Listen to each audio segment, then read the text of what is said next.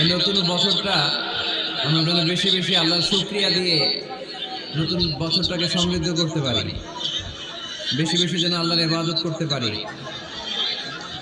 নতুন বছরে আমরা শপথ নেই, আমরা যেন অন্তরে হিংসা লালন না করি, বিদ্বেষ লালন না করি, আমরা নিজেরা নিজেরা যেন কাদা ছোড়াছুরি না করি, আমরা যেন মিলেমিশে একসাথে একাকার হয়ে যাই। আল্লাহ তুমি কবুল করো, আমরা পড়ি আমিন আমিন। 60টা জিনিস মানুষ মরে যাওয়ার পরে তার কবরে পৌঁছতে থাকে। ইন্না মিম্মা ইয়ালহাকুল মুমিন মিন হাসানাতিহি বা'দা মাউতিহি, মানুষ মরে যাওয়ার পরেও যে 60টা জিনিস তার কবরে পৌঁছায় তার মধ্যে একটা হচ্ছে মসজিদান বানাহু, সে যে মসজিদ বানিয়ে গিয়েছে ওই মসজিদের সওয়াব। সুবহানাল্লাহ পড়ো। সুবহানাল্লাহ।